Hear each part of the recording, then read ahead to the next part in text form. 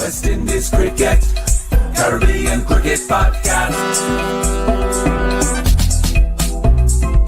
West Indies Cricket, Caribbean Cricket Podcast. Go on, sexy, do your dance. Get it sexy, get it sexy, get it sexy, get it sexy. Welcome to another edition of the Caribbean Cricket Podcast. I'm on half the Caribbean Cricket Podcast. Machel St. Patrick Hewitt. It's the live call-in show. You done know already. This show is only going 54 minutes long. 54 minutes and no longer. I've got essays to mark. I've got things to do. I've got sleep to catch. So 54 minutes, people. I saw do you see that video of Lionel Messi arriving in Jamaica? So someone sent me a video, and the must have been one of like the airport air traffic controllers, and he was commentating. He was commentating over the video. I've never laughed so much. The guy was commentating. He had like the camera looking on Messi, and the man just went, "See the bomber clock go up there." I thought, oh my God, we have no behavior, you know. The man said, no, he didn't say bomber clot. He said, see the blood clot go up there? I said, what? Anyways, welcome to the Caribbean Cricket Podcast live call-in show. What's happened? What's happened in the last week? Where's my cricket diary? My cricket diary. Let's see what's been going on in this last week. Now. Right, okay, the 12th. So, sorry, people, a bit of a weird start to the show, but I'm trying to see what's happened. So, in the last week of cricket, in my cricket diary, it says we've had the fifth round of the West Indies Championship. Guyana beat Windwards easily, obviously, at home.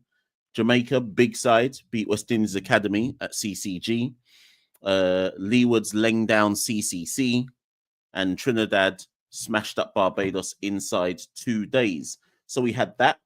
We had the announcement in the last week of the fixtures for the Women's World Cup qualifiers, which will be held in Pakistan. What else happened this week, cricket-wise, in the Caribbean? Those are the major two things. Have I missed anything else? Well, obviously, Shay Hope came back to Barbados to play for Barbados, which obviously caused a bit of attention. I think it's been a bit of a slow week. Yeah, because I didn't even do that many videos, to be fair. I did the live call-in show. I did the video, which was quite well received in terms of obviously views on who are the top 5 white ball players that Sammy might call into the test squad. Did a reflection on the women's super. Oh, we could talk about the women's Super 50. Did a reflection on the women's Super 50. Yeah, and it's been a slow week in West Indies cricket news. OTC says that Seals and Phillips obviously are going to be in England. Last time when Jaden was here last time with Sussex, I didn't actually get to sort out any kind of interview with him. Might actually bother to do that this time. Try and head down to Sussex and speak to Jaden. Obviously, Anderson Phillip will be in Lancashire. So we'll have 2 of the West Indies test players over here. Obviously, none of the West Indian batters can get deals. Someone said to me, put in the comments under one of the videos earlier this week, they were like, I always get this comment. This is a common comment that I get to any video that I do. And this it's always from a certain kind of West Indies fan. Usually they have to be over the age of 50, right? And they always say something like, why doesn't such and such get a county deal? And whenever I see a comment like that, I'm always like, are you not aware of what you like? Why would let's be real, right? Why would any English county get a West Indies test batter? Why would they get them on a county deal? So whenever I see somebody put that in a comment, I'm like, this ain't the 1980s. It's not even the 1990s. Like, what world are you lot living in? There is no, apart from Craig, and he, to be fair to him, usually struggles when he comes over here on a county deal. Apart from Craig, which West Indian batter do you know? Shay got one, obviously, but that Shay's got that off the back of his ODI exploits. He got a county deal with Yorkshire, right? And this is the joke, right? Here's the big joke. We have West Indian fans who will look you in your face and poke you in your chest and say Shay Hope can't play for the West Indies test side until he can produce in the 4-day championship. And then we'll see a county side in England pick Shay Hope off the back of his ODI exploits to play red ball cricket for them. But we must put all these obstacles in his way and say until he does this and until he does that, he can't play for West Indies in Test cricket. That's why we deserve everything that we get because we moved Dunce and Bosey. I've said this before on previous Caribbean Cricket podcast shows, not just call-in shows, but other types of shows. West Indian fans will find reasons not to pick someone rather than just pick someone. Like they'll come up with 100 reasons why such and such shouldn't play, but can't tell you why people should play. So apart from Craig and Shay, name any other batter in the Caribbean that a county would move to get into their side. And give me one. Just give me one. Like, why would they? What has anyone done to deserve to get a county contract? Name one, please. I'm waiting.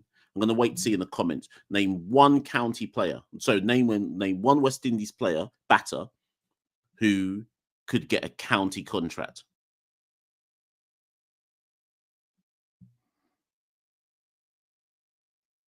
I'll just read in the comments. I know people can't give me one. Brian says the 54 minutes is nearly done. I'm doing this on purpose, Brian, so that no one can call in. There's only how many minutes left of this show? 47 minutes left. 47 minutes left of the live. Where's the link, anyways? Let me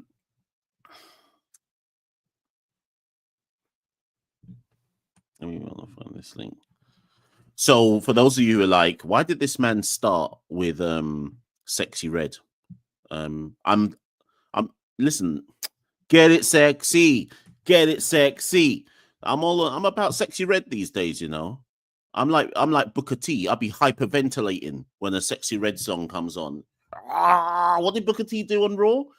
I need to go watch that again. I'm trying to remember how Booker T did his hyperventilating. Oh, listen, if you lot have never seen Booker T's hyperventilation when Sexy Red was on Next, you have to go watch it. Anyways, there's a link. I was on for those of you who are Jamaican, last week on was it last week? It was earlier this year. Last week, I was on Sports Grill. I didn't bother advertising it. I just kind of just let it happen. So for those of you who are Jamaican, I was on Sports Grill on Friday night. Yeah, it was Friday night. Talking about West Indies cricket and stuff, but I just didn't bother to really answer it. I didn't really bother to advertise it. I just did it, you know, and then just went straight to bed. So they've invited me back on, so look out for that, people, sometime soon. So yeah, I was doing that in the week as well. Anyways, live call-in show, links in the chat. Whoever wants to come on, come on. Let's get this done. Fireball is up first. How comes Fireball always knows to be up first, though? This is what I don't get. How's he able to do it? How's he able to be the first one? I don't even send the link. I don't send the link to anybody beforehand, and yet Fireball's always first. What is this?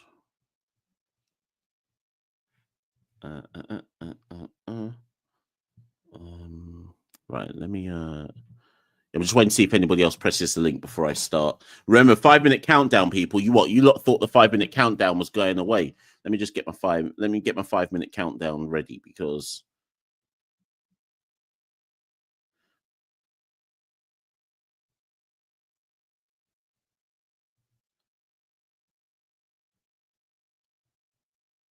check out this Sexy Red lyric, though, people. Big, I'm going to say it in English vernacular rather than rap the song Sexy Red style. Big sexy blood, love the holes. Bounce that ass, touch them toes. Booty shorts, coochie swole. Thong all up my booty hole. Get it sexy. Get it sexy. Anyways, let's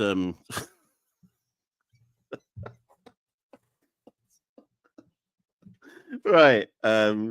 Let's get let's get a 5-minute timer ready. Right. I can't find my timer. Where is it? Okay. Timer. Look at this. That's how you know I'm an uncle. I can't even set my own timer. Right. Fireball, you're up. Fireball is up. I've got my 5-minute timer on. Let's go. Yes, Fireball. Hey, Mash. I'm just gonna be here and just gonna talk about one game in the 4-day championships that I watched bits and parts of.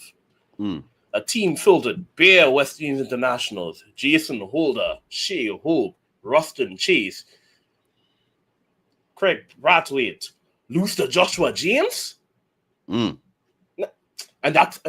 then expect me to be excited for Australia. Joshua James and Anderson Phillip giving me problems. Mitchell Stark, I'm expecting to beat Mitchell Stark. Let's just remind people who was in that Barbados squad: Craig Brathwaite, Zach McCaskey. I'm saying it without looking. Jonathan Drakes, Kevin Wickham, Roston Chase, Shay Hope, Jason Holder, Kimar Roach, Jamel Warrican. I'm missing one more. Matthew Ford, and maybe Ramon Simmons. I can't remember if he was in the team or not. Jesus Christ. At least you'd have to assume of that squad that Craig, Jason, if he makes himself available, Kimar Roach are definitely going to be in the West Indies team versus Australia. And there's an outside chance that one of Roston Chase or Shay Hope will be there. So what are you saying? We're going to beat Australia? They can't even beat Trinidad. And not even just losing. They lost by innings and 58 runs? Something like that, yeah. Embarrassing. Trinidad don't take red ball cricket seriously. And you have a team full of internationals, men with Cooper and I think this other the Kemal Puran. No.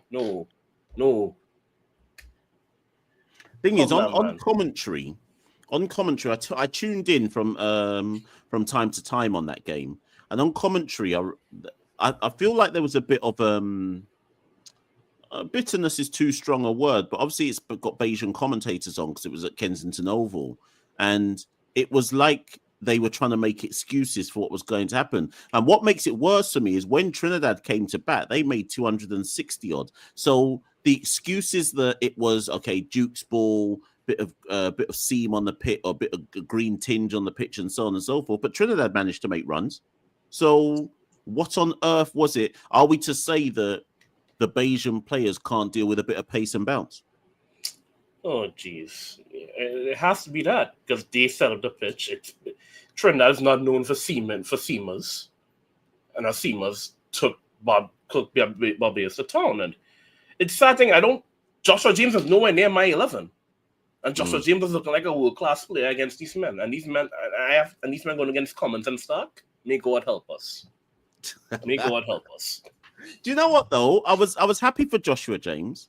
Joshua James, I mean, obviously those who are from Trinidad and Tobago can have this separate political debate in the chat, but Joshua James should have been much further on in his career by now. But I feel like because he's from Tobago, it's taken him a lot longer to get the kind of investment and chances. Like I first heard about Joshua James about 3 years ago, and people were telling me, boy, this Joshua James guy, he's got genuine talent. He can hit the ball long. He can bowl quick. He's a bit heavy, probably carrying a bit too much weight. But everyone was telling me about the potential that Joshua James had, right? Do you think, as a Trinidadian, do you think him being from Tobago would have held him back? Yeah, absolutely. It's basically the small island ballast. No, only in Trinidad, the Caribbean nations deal with this too. All the twin or multiple island nations. It's small island ballast. Him being Tobago absolutely was a barrier to his career. Well, but I mean, ultimately now you'd like to think with Shannon Gabriel having effectively more or less near retired from this level of cricket anyways, you'd like to think that this is now the time for, like, I don't expect to see Joshua James ever play for West Indies Academy again now. Like, I'd like to assume that he's now a certainty in any Trinidad select side going forward. And obviously, because Anderson, this is the only thing as well that I think will prevent Trinidad winning the championship. Jaden Seals and Anderson Phillip leave for England. So I don't know who Trinidad are going to play in their final 2 rounds, but they certainly won't have Seals and Phillip. Do you think that will hinder their ability to win the tournament? Of course. But Trinidad will probably they're playing their last match against they're playing Jamaica, then they're playing Guyana. I think Guyana are the favorites. But it's at home in Trinidad. It's in Queen's Park Oval, I believe. Trinidad might just tell what's the guy name? Tell Pierre and Carrier to do a thing and just. Well, that's the thing, yeah. So that's what I said to Santoki. It might just be that Pierre and Carrier just have to spin man down to win the championship. Yeah, so, one last thing, this is not me calling for this man be on the side. This is me just being happy that we actually have someone young batting. Big up Cooper. Hopefully the man stays as a Trinidad and Tobago stalwart, so I don't see Tion Webster again on my screen. All due respect. Well, as things currently stand, depending on I'm going to be intrigued to see if CFAS gets a West Indies A call up for the South Africa A series, simply because the one thing we don't know yet is what the construction of that A side is going to look like. Are they going to use it to give game time to the senior West Indies players like your Jangus who aren't fully established at the test level, or are they literally going to pick a select 11 of the best from the rest in the West Indies Championship? So there's some debate to be had about how they should construct that West Indies A side. So, for example, Fireball, would you rather Cooper be given a chance or Machel, Louis and John Campbell get the opening spots because one of those two is likely to play versus Australia? I would rather Campbell get the time to play red ball cricket. What Cooper about is a guy. Louis is a. I think Louis should be dropped for Campbell. But Louis is a heavy pecking order, and Cooper, I think that's fair.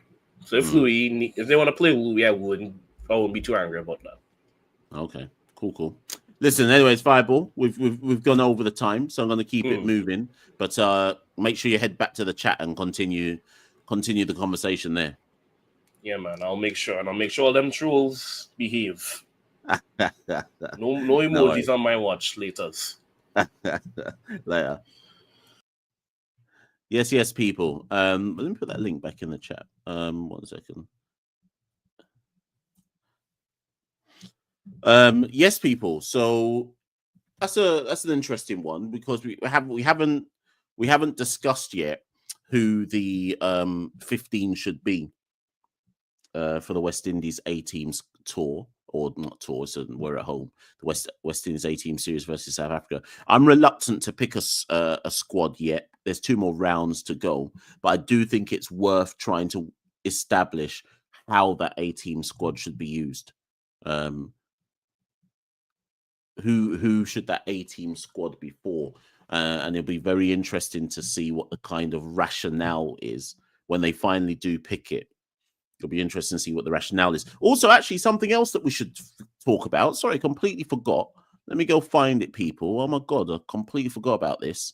Because the last time I spoke about this, the names I had been given were different to the final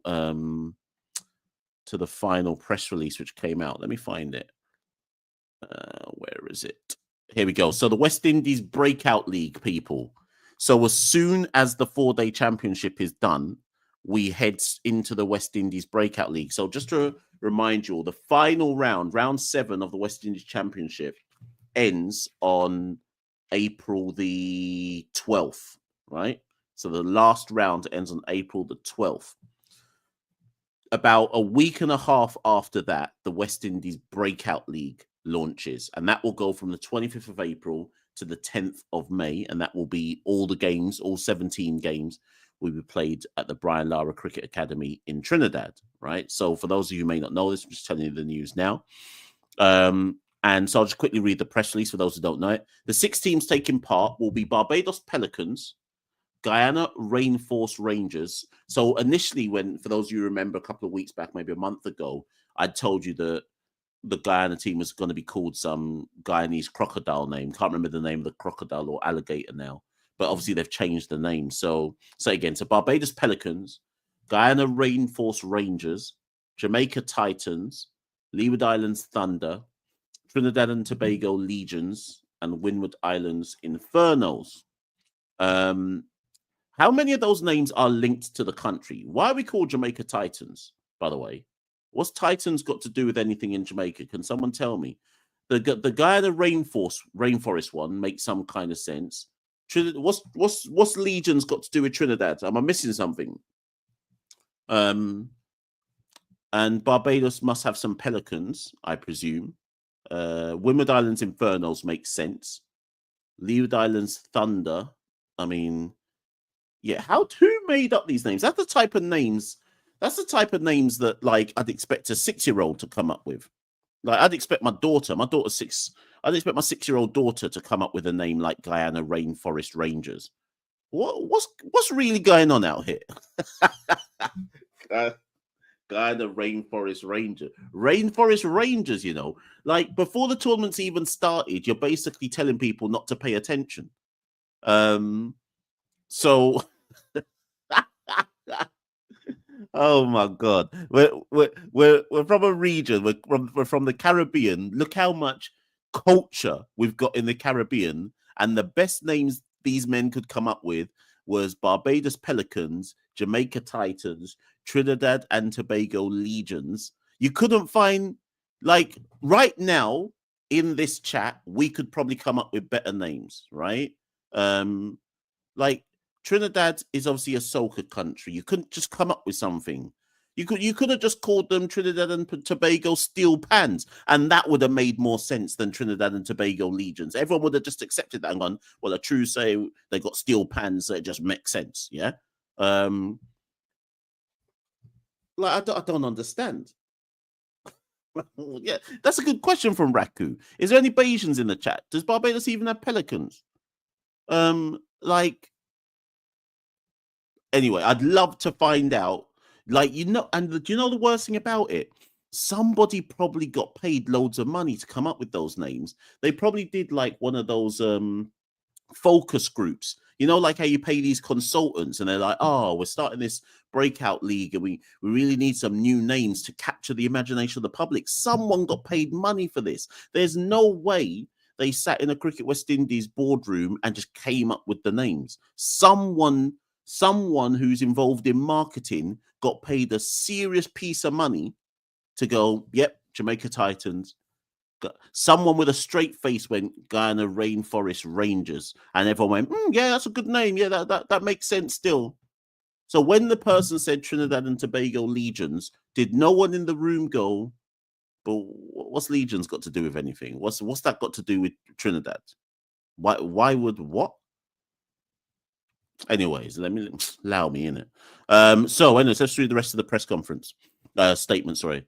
Players eligible to participate must be under 30 years old or at the start of the 2025 event with limited professional experience. They must have fewer than 40 List A T20 matches and fewer than 10 international T20s. The initiative aims to bridge the gap between domestic, CPL and international cricket, with each team closely associated with their local territorial board and a CPL franchise. The tournament will provide a crucial platform for the next generation of T20 stars, allowing them to showcase their skills and take significant steps in their careers. Can I just pause there? For those of you who are long-time CCP fans, can I just remind everyone that myself and Santoki made this point about needing a domestic T20 years ago. We made the point even before Pollard made the point in the recent CPL. We'd gone on this platform years ago saying CPL isn't developing players. Look how many, go back into the archives and look at how many times I would do a CPL type show and go, CPL isn't developing anybody. We need to have a domestic tournament. And man was saying that I was hating on CPL for no reason. Now come look at this. They've finally created a domestic tournament, which is a pure acknowledgement that the whole point of this domestic tournament is an acknowledgement to me that CPL isn't creating any new stars at all. So now they're scrambling in the region, realizing, finally, they've realized, wait a minute, Pollard, Narain, Bravo's now retired. The big name franchise players are moving on. Name 3 standout Caribbean players that you can build CPL around. Puran,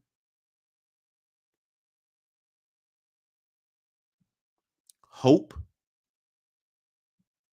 no one else. Maybe Akil Hussein, and 2 of them are Trini. So I think they've realized belatedly, oh, sugar, we got no one. We got no big names that we can, no big names of our own that we can build our own domestic tournament around. We best go find some people.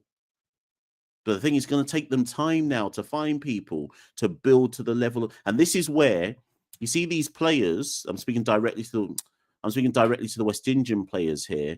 This is where, because you man don't win any matches, now you can't even sell the notion of the franchise, because the GOAT era, the Gales, the Pollards, the Bravos, the Russells, the Rhines, they could sell CPL for us because them man have medals. Them man have titles in their trophy cabinet. You man don't have nothing. So when you now try to start to say, I'm the franchise player, we don't want to watch you because you man don't win anything. You ain't won nothing for the West Indies. So we don't see you in the same GOAT light that we see the GOAT generation. So CPL is scrambling out here. They best find someone, you know. A couple of you put in Jewel Andrew in the comments. I don't blame you. That's how desperate things are, that we're asking an 18-year-old to come save us. A legitimate school youth man, we're telling him to come save us. These times, man ain't even finished his exams, and we're telling him to come save us. Youth man, you know. Youth man. The man's only 18, you know. You lot moving like you lot moving like you want to groom him to save West Indies cricket. Allow him, innit? Let him do his exams first. I know, let the youth man try just pass 1-2 exams, and then we can try and push him to the moon. Right. Let me read the rest of this press release. 1 second. So Miles Bascom. Oh, sorry, no, let's go. Where are we? Yeah. So Miles Bascom said, this tournament is a fantastic opportunity for the next wave of players to get the game time they need to push through to the next level and add depth to our T20 talent pool. We are delighted to collaborate with CPL on this, which promises to provide a strong platform for up-and-coming talent in the West Indies. Pete Russell, CEO of Republic Bank CPL, echoed these sentiments, saying, we are excited to join forces with Cricket West Indies to deliver a world-class and sustainable tournament. This initiative is not only an investment in the future of West Indies cricket, but also a valuable opportunity for stakeholders to witness exceptional talent and great cricket. The West Indies Breakout League is poised to become a key element in the region's cricketing calendar, offering fans, players and franchises a chance to play their part, nurturing the next wave of cricket stars. And then it gives the fixtures. So, yeah, if you're in Trinidad, it's going to be very, very interesting. I think, to be fair, because it's T20, I reckon, those of you who are Trini in the chat, what do you reckon? I reckon the Trinis might come and watch this, you know. Not the non-Trini teams. I'm talking about the Trini team. So the Trinidad and Tobago Legions, like, it's a 7 p.m., right? On the 26th of April is Trinidad and Tobago Legions versus Guyana Rainforest Rangers. That will probably be sold out, you know. Even though we don't know who these people are, and it's none of the top players, and Trinidad can't pick Puran, they can't pick Akil or Pollard or Narain or any of them, man. People will still turn out because it's Trinidad versus Guyana. So don't be surprised, people, if it's a sellout at Brian Lara Cricket Academy. I know the Trinis say that it's hard to kind of navigate getting to Brian Lara and getting home and so on and so forth. Although Panda obviously is Trini, she says none of the players that Trinis know are playing. I don't think you'll have. Yeah, but it's Trinidad versus Guyana. Like, But then again, you're right in that anyone. So just to remind people again, you can't play if you're over 30 and if you've got more than 40 List A T20 matches and more than 10 T20 internationals. So I know, for example, the Trinidad team has players like Amir Django in it. Josh is in the team. Joshua James is in the team. I've seen the Trinidad team. So you got Josh Da Silva, Joshua James, Amir Django. I think Camille Pooran's in there. I mean, they're not household names, but I still think Trinis would go. I still think Guyanese would fly over to come drink 1-2 juice and fight people in the stands. I still think that would. I still think that would happen. The rest of the tournament, yeah, not sure about that. But anyways, we shall see. We don't even know if the tournament's got a TV contract. We don't even know if anybody's wanted to buy the rights to the tournament. So we shall see. 7 p.m. at night. Yeah, people want to go on Lime. I reckon they'd want to go on Lime still. Anyways, let's move. Sexy Brown.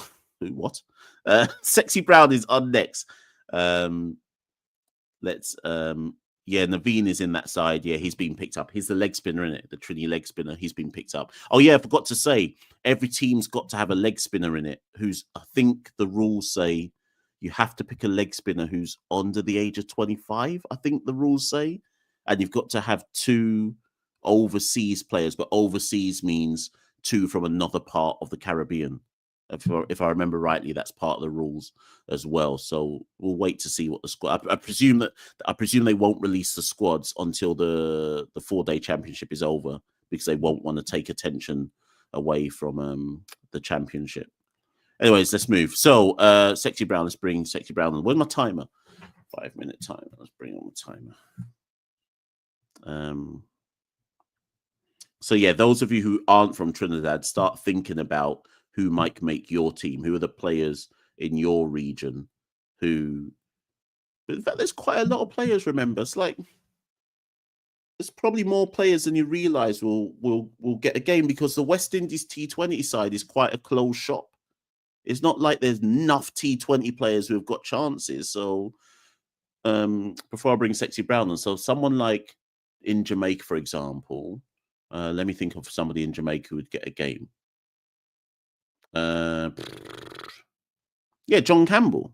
John Campbell ain't got 40 T20s, or he ain't a T20 international. I'm not saying I'm excited to see John Campbell play in a breakout league. I know he's over 30. Sorry, no, John Campbell can't play. Hold on, sorry, wrong. I'm talking nonsense myself. Jordan Johnson will play for Jamaica, you would assume, right? Because there's no West Indies Academy side. In fact, enough of that West Indies Academy side will get contracts, you would assume, like Johan Lane and Kelvin Pittman and Akeem Orgis and Teddy Bishop. The whole academy side should be getting contracts with somebody, you would assume, right? What's his name from Kadima Lane, you would assume is going to pitch up in someone's team. Someone said there's people worth watching, you know. Because remember, a lot of these people that I'm talking about, like a Johan Lane, for example, and a Nathan Edward or a Nathan Seeley, more time in CPL, these players get that, what they call it again? That Lasco emerging players thing, and then they're played as specialist fielders. They don't even get to do anything. They get a 1-2 overs, don't get to bat, and they barely play in the tournament. So you'll start to see Joshua James always gets a CPL contract. He barely plays, whereas he'll get to play in this kind of tournament. So there is some purpose to it, you know. Whether people are saying that people won't watch or this, that, I think there is some purpose to this, you know. We can't keep looking at Lasco emerging players and realizing no one's getting any game time. It ain't helping anything. Anyways, let's move. Let's get some people on. Sexy Brown. Yes, Sexy Brown. Hello, Mash. Get it sexy. Get it sexy. Go on. Right, start my timer. Oh, you stole all my points. I want to talk about the Breakout League. No, go on, say your thing. Yeah, I think the main thing I want to talk about was just that, seeing as there's no down bad conglomerate of CCC and West Indies Academy, I was just hoping that at least some of them will probably get a chance in that, and at least it'll be a better bridge into their national sides, I guess. Yes, exactly. So someone like let's look at CCC and West Indies. So someone like where's Shakir Paris from? Is he Bayesian or is he Trini? I can't even remember where this guy's from. Is that a Bayesian or Trini? I don't know offhand. Someone in the comments, Shakir Paris. Was he not playing for Trinidad in CPL? Just gone. He was. So okay, so he's Bayesian. So Shakir Paris, for example, would get you would assume Barbados would pick him up. You would have to assume. But then maybe he's not a good example to use because Trinidad actually played him in CPL. So really we need to be thinking about the type of players who are picked up, like what's his name, the Guyanese guy? Junior Sinclair. Sinclair, Nandu, all these other people. Yeah, they don't do anything. So it is people like that. Right, it'd be good to at least see people play in their positions. Look at the CPL, you're like, oh, Kadeem might get a chance, and then Quinton came in and took a spot too. Yeah, that's a good point, actually. Getting players. So it's not just about the fact that they're young, getting players to actually have a goal in a position that suits them. So for example, let's say, so Trinidad have picked up Joshua James. Joshua James should be batting at number 6 in the T20 side, for example. I can see that. He's not a number 9. He's a ball striker. He's a genuine. He should be a genuine all rounder in that type of format, but he'll never really get that chance for someone like TKR, not anytime soon. Yeah, it'd be interesting to see because everyone gets like 1-1 overs. It'd be interesting to see how some people cope with having to bowl all 4 overs. But that's a good thing again, being able to put people under actual pressure. Yeah. But like something, it'll also be interesting when. Sorry, I feel like it'll be interesting if players see that at least in a league like this, they're all first choice players, and not just having to take the bench whenever there's just any random overseas man. Yeah. At least do good for confidence. So, where do you stand on the point of Trinidad and Tobago Legions versus Guyana Rainforest Rangers? Do you think people will go to Brian Lara to watch that? Probably. They usually promote these as a feta. The only issue is if they'll do like Super 50 and advertise the day of or the night before. Yeah, I hadn't thought about that. I hadn't thought about. Yeah, good point. Because I had assumed they'll advertise this like it's CPL, but I hadn't considered that they might advertise this like it's Super 50. In which case, nobody will even know the competition is going on. Yeah.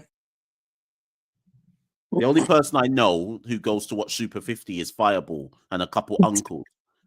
So, times are tough. I mean, I can see Brian Lara outside my window. I could very well go to some of these evening games and just watch and see.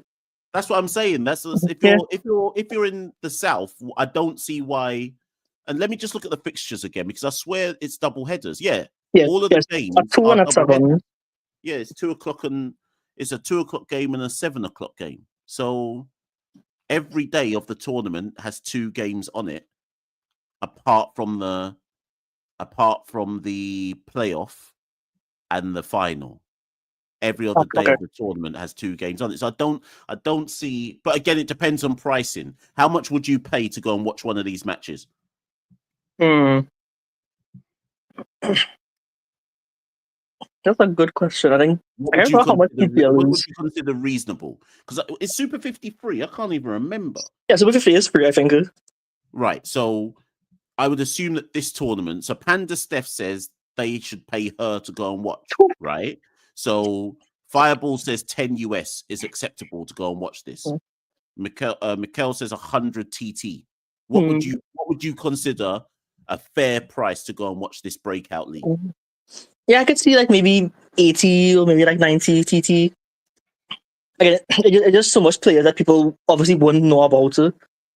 Like, yeah, I feel like that's fair. Especially just because it's Trinidad and Guyana, they probably will get some level of turnout. It'll just be hard to advertise, which makes me think. I'm gonna say that they might push and say, "Oh, you could include one person above 30 or a big West Indies international," but that kind of defeats the purpose if they want to try and get more promotion. It's gonna be interesting. Now we've spoken about it more, I'm more inclined to agree with Panda that maybe actually people won't go. Or not, or maybe a lot, rather than they won't go, a lot of people. It won't have a massive attendance. Yeah, I do hope that they at least show it on YouTube like they do with some of the Super 50 matches. See, I was thinking, again, I'm going to find out. I'm going to text some people in Cricket West Indies and find out. But I would have thought a tournament like this, if the Women's Super 50 can be on ESPN, you'd assume that the Breakout League would be on ESPN. That's a fair point, too. So I'm not. That's not to denigrate the Women's Super 50, but I would, if that can get a TV contract, then Breakout League must can get a TV contract. Yeah, it probably could. I hope it does. I hope it does. I want to watch I think they have early games, so it makes sense to have it on either TV or YouTube. I'm more excited to watch this than I am to watch CPL. Yeah, fair. So it allows me to see players that I otherwise wouldn't have seen. And I think also what it might highlight is just how bad the scouting system is in the Caribbean, because we're bound to see some performances from some players who have probably never featured in CPL before. And the obvious question people ask is, so how have they never got a CPL chance before? But CPL to me feels like a bit, because of the overseas players, CPL feels like a closed shop, like the same players get deals every single year. Yeah. And you might get one or two new players and that's it.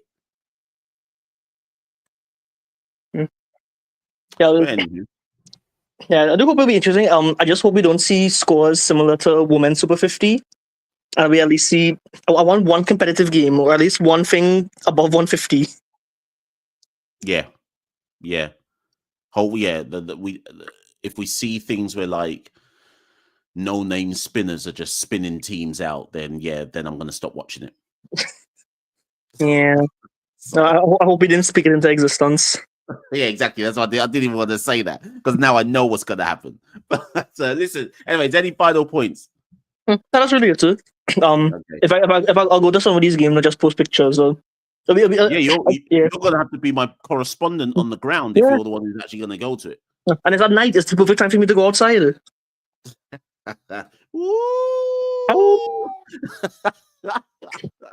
Anyway, sorry. Let me bring the next caller on. Okay, bye-bye. Right. Right, Ronaldo is next. Ronaldo must have been vexed, boy, when he saw Messi at the stadium. Must have been vexed. Messi, who I can't even remember. Who were we playing? Who were they playing? Was it Cavalier? Can't remember now who Inter Miami was playing. See the blood clot goat there.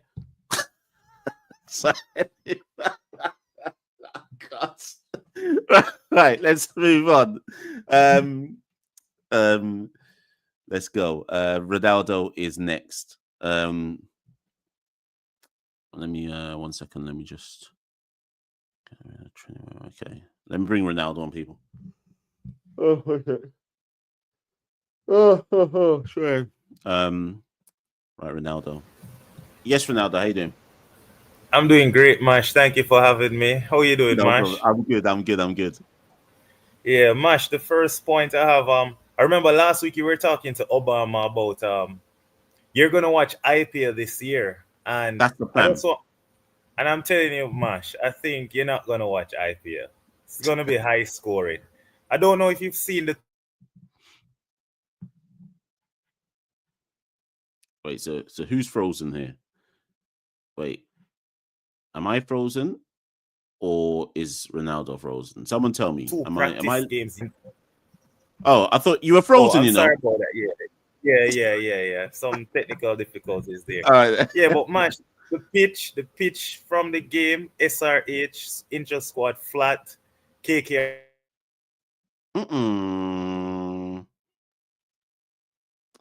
Boy, Ronaldo gets shut down, boy.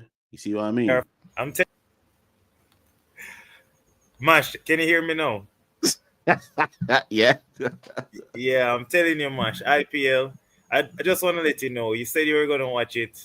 Don't waste the time. Maybe just when it's at some different venues, but definitely not for Eden Gardens KKR, and not for Hyderabad Sunrisers. Flat. Okay, Awful. let me write this down so I know in time. So you're saying avoid KKR and avoid Sunrisers. Yeah, those pitches are too flat, crazy. But I What? tell you what though, Mash, Russell was bowling yesterday, and I'm like, Russell is still one of our best bowlers in the Caribbean. Mm. The man clean bowl Gerbaz with a beautiful Yorker, bowl some good bumpers. I think you should watch that practice game. And I'm Wait, like, where were you watching that? it was live streamed. They live streamed it yesterday on KKR. I Yeah, didn't even Dwayne know. Bravo is there with Otis Gibson. They're like the assistant coaches for Gotham Gambir. Right, okay. Yeah. Well, you heard what Russell said after the World Cup. He says until he sees another all-rounder in the region who's better than him, he's not going anywhere. So and I can't blame him. He looked good. I can't blame him. I can't blame him looked because if I say to you or to anyone in the chat now, name a better T20 all-rounder than Russell, no one can name anyone. So that's sad, you know, Mash. And yeah, it's depressing. It's depressing, but at the end of the day, if he is still our best player for that specific role in the whole region, then he not only can he play 2026, he might all play another T20 World Cup after that one. Yeah, boy. So Mash, I got the IPL out the way. The next question the next point I want to have for you is the test squad. So I love the video you made about the 5 players to look out for. All right, 5 ODI, white ball players coming in. I enjoyed that video significantly, but I just something left field. Let's say, for example, my Shay Hope wants to make a test return as a wicket keeper. Yeah. I would now want to hear your squad. I know the bowling would pretty much remain the same, but at least the pool of batters that you would be expecting to see based on 5 rounds now from the 4-day competition. What be your batting looking like? And then I could share mine. Okay. This is without me thinking on it properly. But this is what I think could end up happening. Okay. Okay, so we're working on the principle that Shay... I think the only thing I'm saying here is that I'd like to see Shay play the next round before he flies off to PSL. PSL, yeah. Before he flies off to PSL, I don't know when that starts, but I'd like to see him play the next round and then leave, right? Now, providing he does that, and he's spoken to Darren Sammy, because I have to believe, Ronaldo, that there is no way Hope kept for Barbados and batted at 6 without conversations having taken place with Darren Sammy. Yeah, I agree. This is how I see my role now in red ball cricket. And it's also worth me pointing out to people that when Shay had his stint at Yorkshire 18 months ago, that's what he also did. He batted 6 and kept wicket for Yorkshire in the county championship. So I could see a team like this, if not for the first test in Australia, very, very soon. Craig and John Campbell open him. I think they'll persist with Amir Jangu at 3. I'm not saying that's the right thing to do, but I think they'll just continue because why wouldn't you? I think Hodge might get dropped. I think there's a chance that Hodge gets dropped, and I think they move Tevin Imlach up. Okay, I agree to be. I'm saying all this if Hope gets into the team. They move Tevin Imlach up to be a pure batter, which. Again, before people say to me that doesn't make sense, that's what he does for Guyana. So it's not like it's not like I'm suddenly taking the gloves of someone who keeps gloves all the time for his territory. We can debate whether Athenaeus goes 4 or whether Imlach goes 4, but the point is Imlach plays as a pure batter. Athenaeus probably keeps his spot simply because they've invested in him and believe that he's going to come good at some point. And then Hope comes 6. And then what I'm then saying. Agrees. Oh, I forgot about him. Sorry. I forgot about him. Sorry. Boy, I forgot about him because, and here's the thing. What if Holder comes back?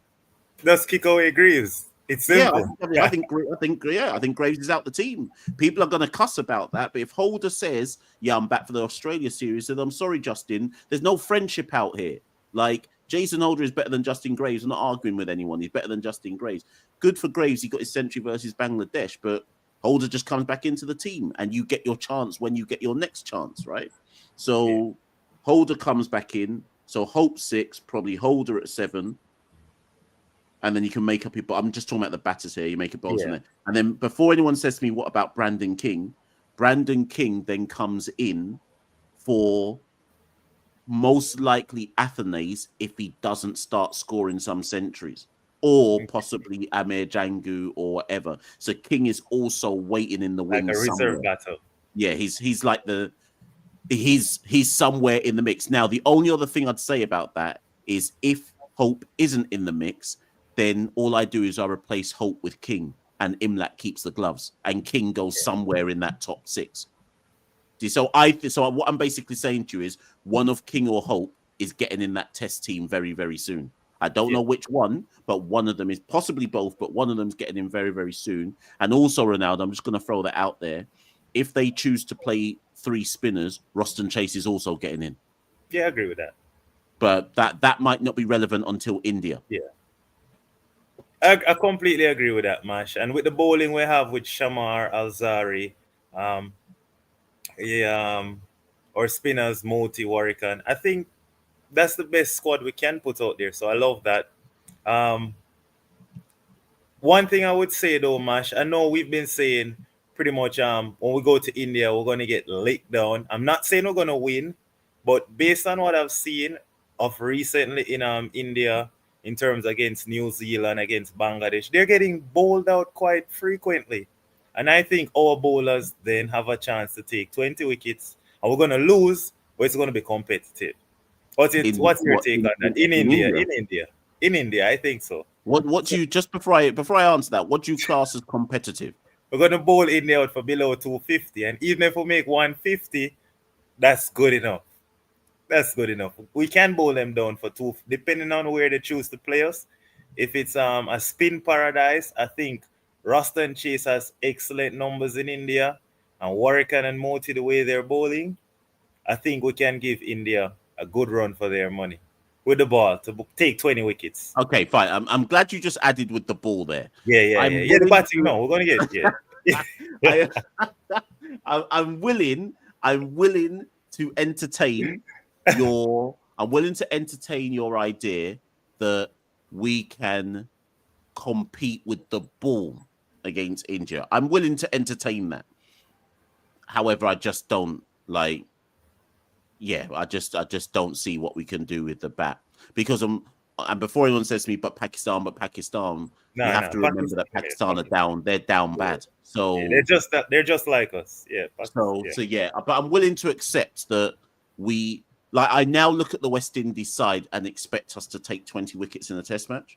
Whereas there was a time about anywhere up to about probably as anywhere between 10 to 6 years ago, where actually I remember a period when we couldn't take wickets. We could bat, but we couldn't take any wickets. I think we are now a legitimate wicket taking side. But the batting is why we will always struggle to compete on a regular basis. Yeah. I know it's time for me to leave, but just some pointers before I leave now, Mash. The SDC finals last year in Jamaica, I was just looking in the stands and it was loads of persons there coming to watch SDC, right? And when Bangladesh came here, the stands was empty, right? I don't know if you can speak to Mr. Bascom.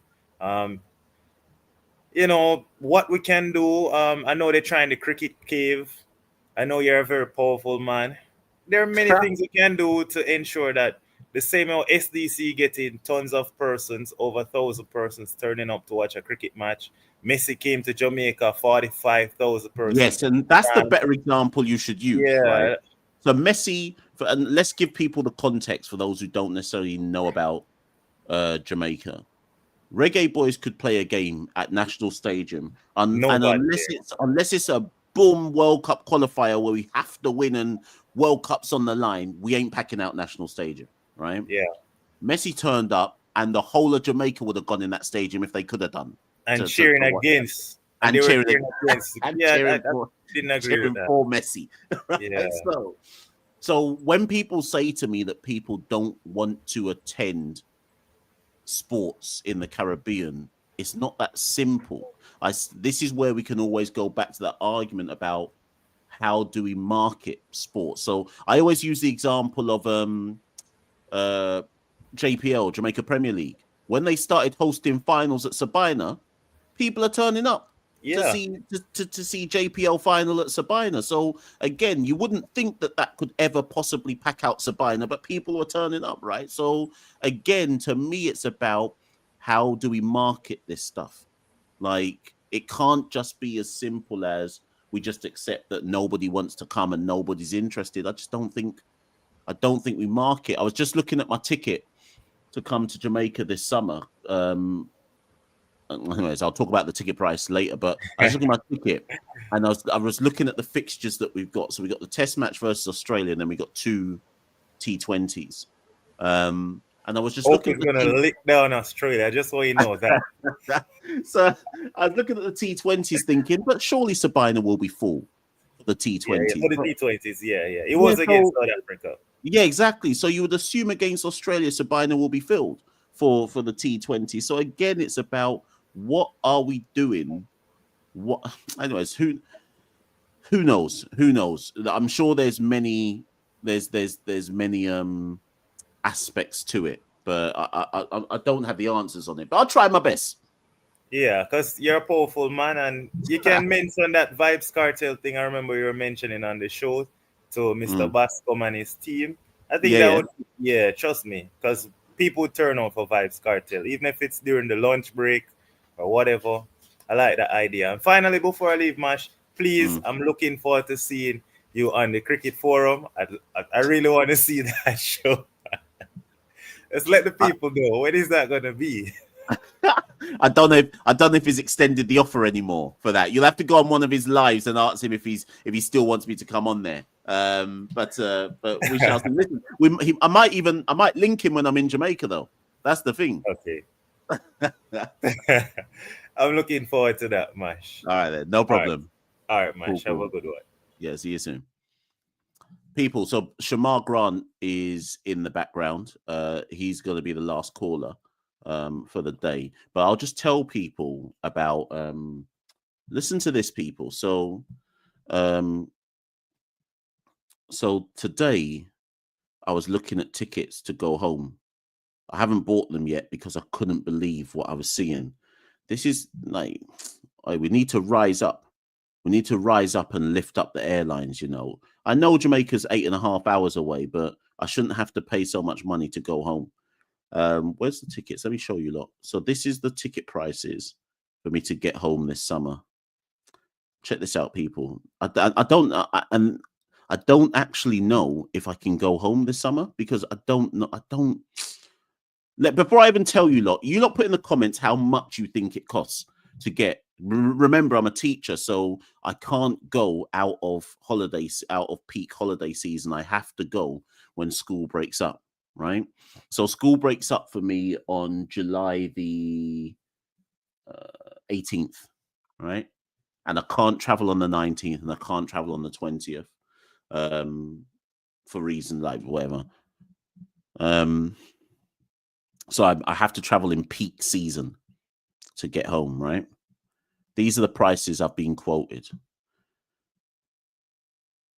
From July the 21st to the 1st of August, British Airways to Kingston, £1,450, right? That's from the 21st of July to the 1st of August. There's another one, which is from the 21st of July to the 30th of July or 31st of July. Also British Airways, £1,386. So then I said to them, nah, allow me. I said, I can't pay that money to go home. Impossible. So I said, what about if I do a one stop in America? Surely that takes the price down. So this was to do a one stop in Miami for, what's this? 3, 5, for 6 hours, to do a one stop in Miami, 6 hours. 6 hours stop in Miami on the way there and about a 2-hour stop in Miami on the way back. £1,210, right? So then obviously eye water is just coming out, and I'm like, nah, looks like I can't go home this summer. I can't pay that. So then I said to the person, what about if I go to Marbella? I said, don't look for Kingston. Can you find a cheaper flight that takes me to Marbella instead? And then I'll try and work out how I get to Kingston from there. My parents live in Mandeville, by the way. Some of you aren't from Jamaica, so you don't know. That's like in the middle of the country. And so to go to Marbella instead, £1,255. So, and the joke is that looks like the better flight to go to Marbella, and then try and navigate my way down to Kingston the following morning to go to the T20 at Sabina. So it's long for me, cuz. It's long. £1,200 to go home. This is what I'm saying. Yeah, I can take the Nutsford Express. Oh, that's what I did last time I was in Jamaica. Took the Nutsford to the to Marbella. You see the Nutsford that I took to get to Marbella airport from Mandeville? That journey took 4 hours last time. It went the long way by like Black River. So rather than just going straight, it went like down and then along the coast around like Black River, St. Elizabeth ends, all the way around there. Long, you know. It was comfy, but it was long. It was long. I think we had to take a one stop somewhere. Can't even remember where. Back a bush somewhere to try and have a toilet break and whatnot. Let's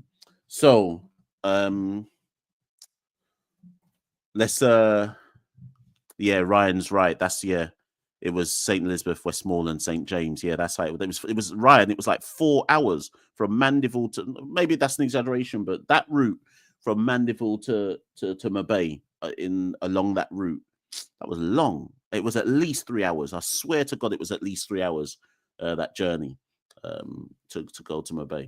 Anyways, right, people. So let's get the last caller on, Shamar Grant.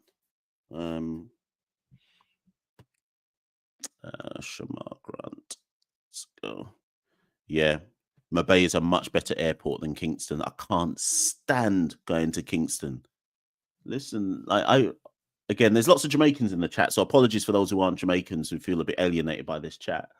But when I was a youth man, like obviously I lived in Kingston as a youth man, went to school in Kingston. But when I go to Kingston nowadays, I can't wait to go. I can't wait to get back to country. I'm like, nah, my town days are over, you know. Just put me back in country. Let me play some dominoes. Anyways, right. Let's bring on Shamar. Shamar Grant. Right. Let's bring Shamar on. Yes, Shamar. How you doing? Hey, good night, man. How's everything? Good night to all the viewers as well. No problem. Thank you. Right, just a couple of points. The first one being, like, I just watched this round of, the regional 4-day championship, and like this academy side, because that game stood up to me most of all, because again, it's ironic you said the chat filled with Jamaicans, because those guys almost beat Jamaica, you know. those youngsters almost, put some shame in.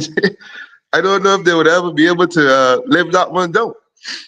And to be honest, Shamar, they should feel disappointed that they didn't win, because I was paying attention. I think the two Barbadians are batting, Joshua Bishop and where's Colin Boyne Tuckett from? He's not Bayesian. Where's he from? Is he? No, I think he's from the Leewards. He might be Leewards, in fact. I can't remember. But anyways, Josh and Carlin were batting, and they took the score to about 300 and something. And I was like, oh my gosh, the Academy are actually going to win this. And then the next thing, so I switched off because I was like, nah, Jamaica. I said to myself, no, I'm not watching this. Jamaica can't embarrass me, not today. And then the next time I looked on my phone, I got a message from someone saying Jamaica won the match. I said, what? And then I had to quickly turn on and see what had happened. So I feel like the academy will probably look back on that and say, boy, we should have won that match still. Yeah, he's saying that was, and it would have been a great match. I feel for those youngsters, because it would have given them that, you know, confidence to like, yo, we could do this all the time. But so on that note, talking about that academy side, some of those players, man, I feel like some of those players should be moved on. Like there's 2-3 years now, Josh Bishop named in that all the time. And this might be talking about fast bowlers and stuff. Obviously, the test, the test lineup, the test bowling lineup, pretty much sealed for now. But this kid, Johan Lane, man, like I watching this guy, and he looking like, you know, the product, and he can bat as well. Yeah. You know what I mean? So I feel like, I don't know. Again, probably one of the other territories. Obviously, Barbados team was a bit difficult, like part right now, but I feel it's time for them to move on. I ain't gonna lie. I agree, and I think when people hear about the what do you want to say here, the production line that Barbados has, it's things like looking at Josh Bishop and Johan Lane and saying, well, but, and even like, I don't know where Nathan Seeley is right now. I don't know if he's injured, but there's Kadima Lane. Who else am I missing? There's all these different Bayesian youngsters who can't get in the Barbados time anytime soon. And I was saying this to Santoki, like, in an ideal world, Josh Bishop is in Barbados's next West Indies Championship side. But if Jamel Warrican's available, he's not gonna get in. So I'm with you. I think a lot of these players, particularly Josh, he almost has to ask. I don't even know why another franchise isn't taking him. Because if you look at all of the other franchise teams, territorial teams, apart from probably Guyana and probably Trinidad would say them, none of the rest can say they've got a spin bowler better than Josh. Jamaica can't. Definitely. Leewoods will obviously have Rakeem Cornwall, but he's an off spinner. I'm talking about what Josh Bishop offers. Winwoods can't. And obviously then there's, so I don't see why they wouldn't look at Josh and say, let's take him into our territory. Yeah, definitely. And also his batting as well. Like, yes, of course. Yeah, I forgot the batting. Yeah, man, I got like what 200s this 200s now. Like, yeah, I see saying it that kid and them two kids for sure that, you know. Again, if this was another territory, like let's say like Australia, no, that's a bad example because Australia got players for this. But the point I'm making is them two definitely need, you know, moving on. And because honestly speaking, bro, I would play Johan Lane over McAllister though. Like if it was a Barbados, you know what I mean? Like, yeah. Listen, did you watch any of the Barbados Trinidad highlight or game or any of the match? Yeah, so that's actually my next point because they actually went to that game in Barbados. Okay, but so before you make the point that you're gonna make on it first, and then I would comment after. Yeah, so the only point I was going to ask you about that game was, what's happened to Jier? Because about maybe 18 months ago, 18 months ago, because he was included in that South Africa A tour. 18 months ago, when Desmond Haynes was still lead selector, people were talking up Jier. They were saying probably he's one of the quickest in the region. And I did a show recently where I was lamenting Jair's like form. Like I don't think he approaches the crease getting the best out of his body. His run up looks disjointed. He's not smooth with his bowling. And I don't want to discredit him because I've seen him at his best and I've seen him when he's hostile. But you know, when somebody bowls 6 balls and you're like, did you even like, are you trying to set someone up, or are you just bowling 6 balls? Do you understand what I'm trying to say? I get exactly what you're trying to say. It's like it's like he's just running up and bowling. The minute really and trying to bowl fast. There's no thought process of like, all right, one outside off, then one down the leg side, all right, a Jaffa outside off. All right, it's like a wide. You know what I mean? It's like and then with all that, then you get one, the batsman misses it, then it's LBW, and it's like, well, it's more the luck than anything else. You know what I mean? But if you were at that game, come on, everybody wants to know what went wrong for Barbados there. Why was it that Trinidad were able to post 260 something, but Barbados couldn't make that in 2 innings? Right. So my third point, let me just say this before I go into that, is that being at that game, there was actually a bit of atmosphere at that game, you know. Yeah, albeit just like, say it again. I saw people, it panned into the stands. I could see some people watching. Yeah, albeit just the one stand was over. There was atmosphere in that game. And it had obviously to do with the players that was involved. But the atmosphere was good because it was there with some of my friends from the UK. And they were saying that was one of the best days they had whilst they was in Barbados for that time.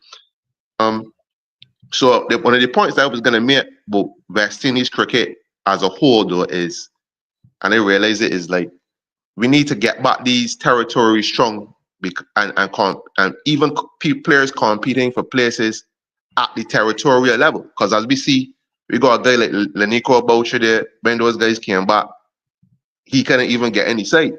That was just to show how, you know, how big that Barbados team was.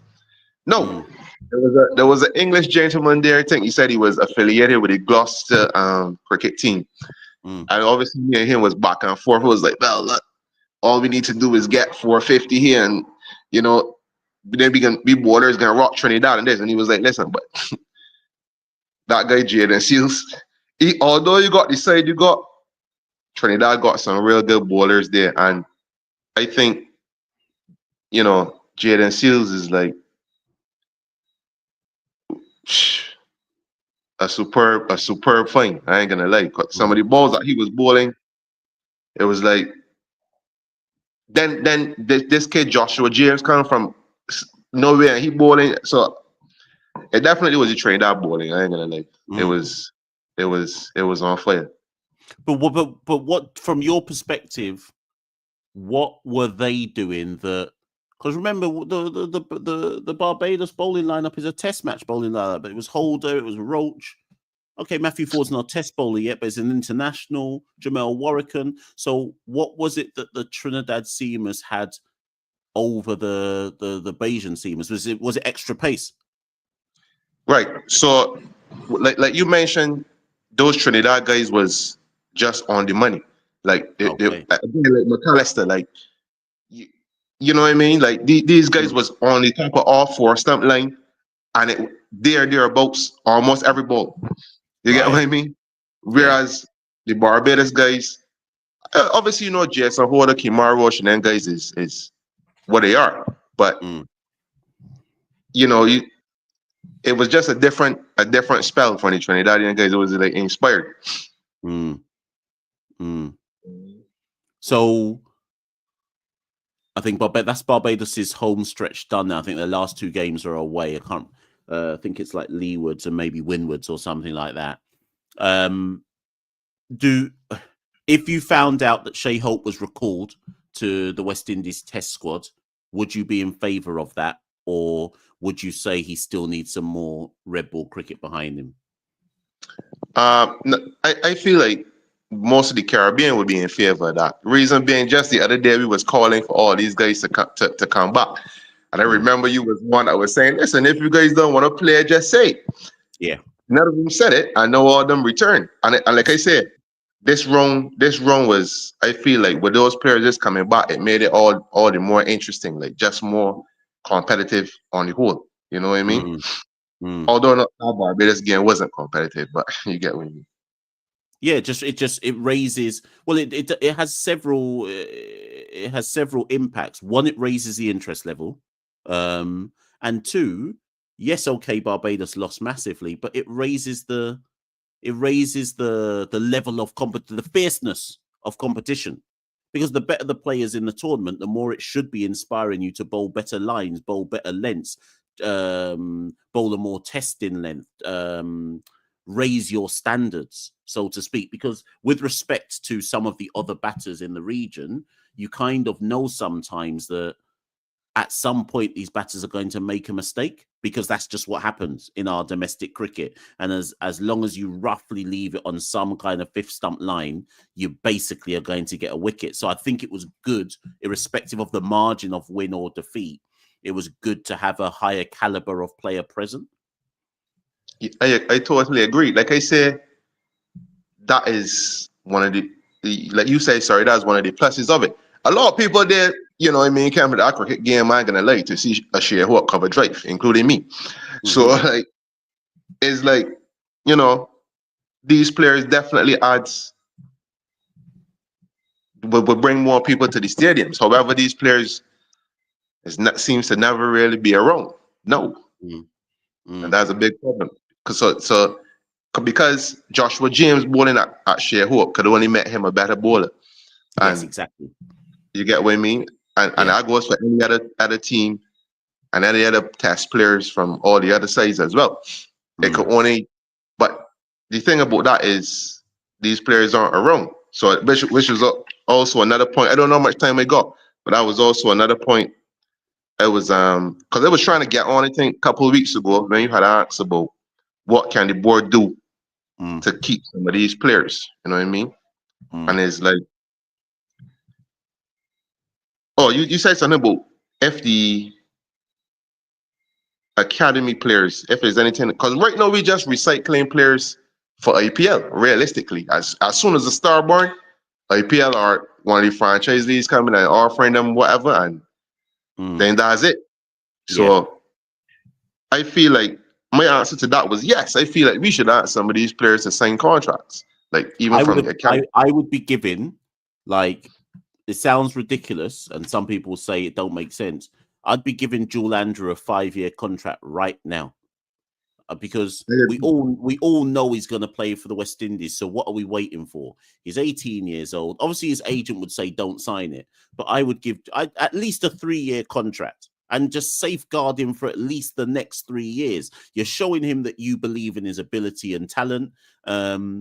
Even like someone like Johan Lane, he's only 19, 20 years old. I'd give him a 3-year contract.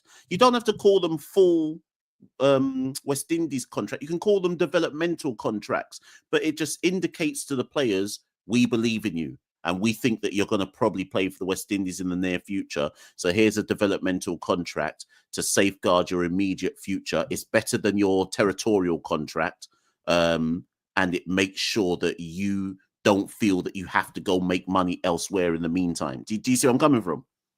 No, I agree. And the thing is, we're not asking these players, because listen, facts is facts. We can't compete with an IPL contract, buddy. That's just not going to happen. But we're not saying you can't go, but it's like, look, just make you, like, when we don't got series happening, go and do your thing, bro. But we need you when it comes to these, certain series. Yeah. But hey, listen, Shamar, thank you so much. Have you come on the show before? I'm trying to remember if you've been on before. No, this is my first time, actually. And obviously we had a bit of, back and forth in the comments, but have I been cussing? Not really. We it's always been cordial, but you haven't really agreed with most things, most of my comments. This is why you have to come on the show, because in the comments, exactly. I've got different energy in the comments. On the show itself, I talk more sense. Yeah, and plus too, like, it's always better speaking, you know what I mean? I was telling my girl there, listen, this man never ever agree with them. They saying these comments, boy, you gotta really come on this show and see. But yeah, it's been good, man. So all right then. Well, don't be a stranger. Come on again soon. Yeah, cool, man. Yeah, man. Right, have a good one. Take care, yeah? No problem. Yes, people. So I said it would be, what did I say? An hour. We went over by 19 minutes. So I am going to go very, very shortly. We didn't even really talk about Brandon King, funnily enough. We spoke about loads and loads of different people saying lots of different things, and no one ever actually mentioned Brandon King. So before the West Indies Championship started, I think it was that Brandon King video I did where I said, or was it one that Santoki and I did? And I said, all I need to see from Brandon King for me to put him straight into the test match squad is that he scores one score over 75. Well, he's done that already. But then I knew he was going to do that. That's why I just set as a target, because I knew he was going to meet it, right? So Brandon King has batted 4 innings and he scored 2 50s. That's enough for me. I don't need to see anything else. What about you lot? Nobody rang in to talk about that. But I am fully expecting Brandon King to be in the West Indies test match squad. Even for Australia, I'm expecting him to be there for Australia. But remember what I said, that doesn't mean he has to play. I'm saying I expect him to be in the squad. It's a 3-match test series. I expect him to be in the squad, because you have to indicate to someone like Brandon King that you want him around. The best way to do that is to select him for the squad. He doesn't have to play. Maybe a man gets injured. Maybe a man loses form because it's a 3-match test series. Maybe a man scores single digits, and you debut Brandon in the 3rd test when the series is probably already lost.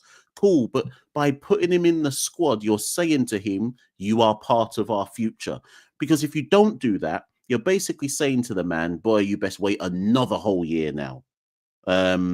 Anyways, listen, this is part of how you plan properly and show players that you believe in them and that you're willing to invest in them. Jay says, why have him in the squad and not start him? Listen, when a man is in the squad, that means he's part of the training group. That means he's getting ready for the test match. A man might get injured.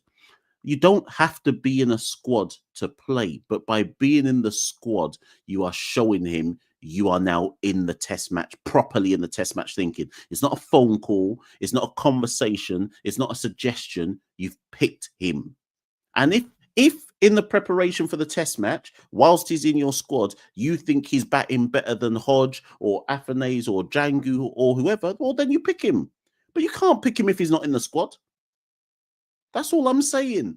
And this is where I'm critical of all selectors up till now. Critical of Desmond Haynes, critical of anyone who came before all that, because there was nothing. I refuse to accept it. There was nothing stopping these people picking these people in squads. You don't have to pick the man in the team. There was nothing stopping you picking them in the squad other than your own stubbornness and saying things like, boy, well, you know, I heard my man said that, and this man said that he maybe don't want to play just yet, and he made himself unavailable. What have I always said on this show? Pick people and make them say no. Pick them first, then make them try and say no afterwards. And then you can show the public, well, boy, I picked the man. I named him. Man said he's not coming. And now we've got to big 2025, and it's taken Darren Sammy to come along to state the obvious. Just pick the people. Pick the people. Tell them you want to pick them and worry about everything else afterwards. Shane Sullivan says, Mash, why did you ban me from the Discord? Shane, that weren't me, you know. I'm not involved.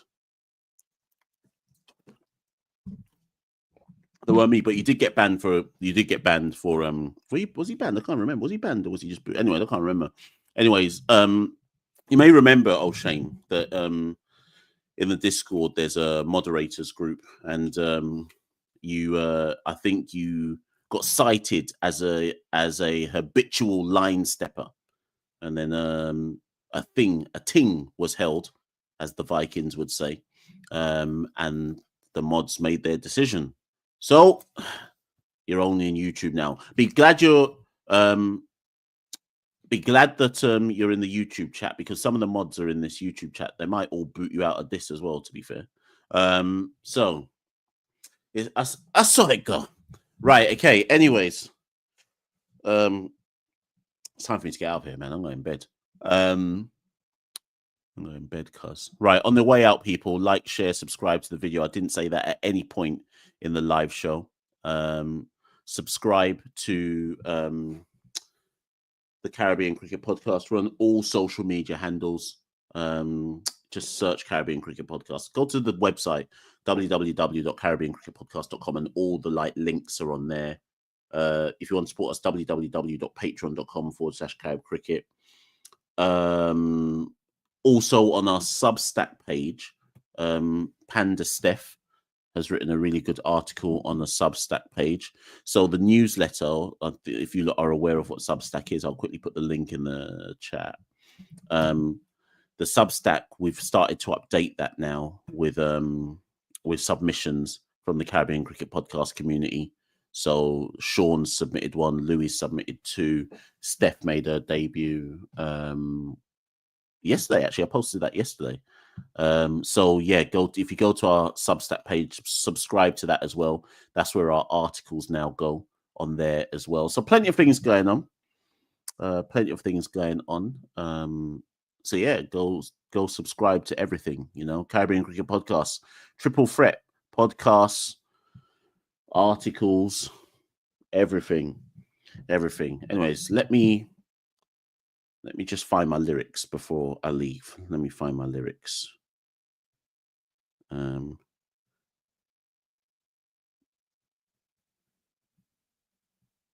I was about to sing my sexy red lyrics, but let me just allow you lot. Let me allow you lot and go about my business. Right, I'll be back soon, people. Content coming. Oh, Santoki's back. Santoki's back tomorrow, so we're going to drop something tomorrow. So look out for that. Something's being dropped on the channel tomorrow. Do you know where Santoki's been? Man's been in Qatar, you know. Big Qatar.